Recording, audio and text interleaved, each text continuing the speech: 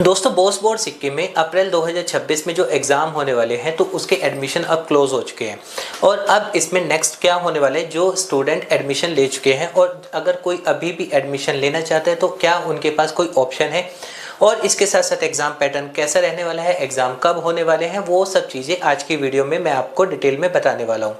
Hello दोस्तों, मेरा नाम है शिवांग शर्मा और ऑनलाइन एजुकेशन कंसल्टेंट में आपका स्वागत है।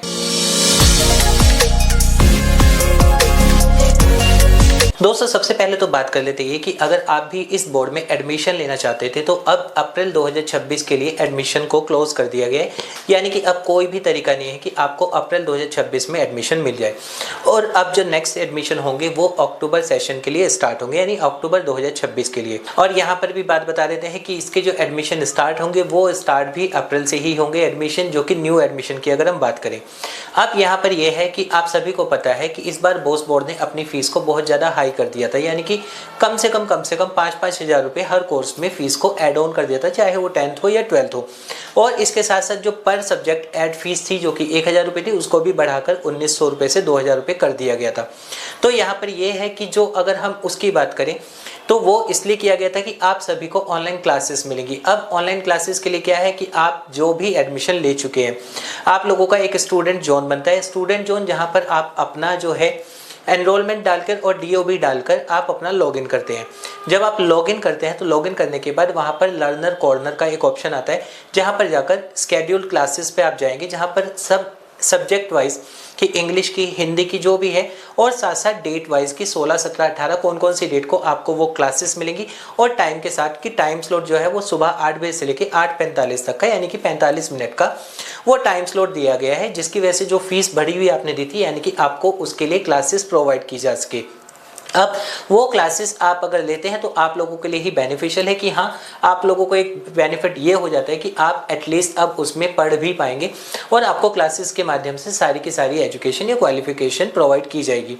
अब साथ साथ ये है कि जो एग्ज़ाम पैटर्न था, जो कि पहले भी मैं कई वीडियो बना चुका हूँ जिसमें बताया था कि एग्ज़ाम पैटर्न इसका अब ऐसा होगा कि आपको सेंटर पर जाकर एग्ज़ाम देने होंगे। पहले इसमें हाइब्रिड होता था कि एग्ज़ाम सेंटर भी होते थे और ऑनलाइन भी होता था।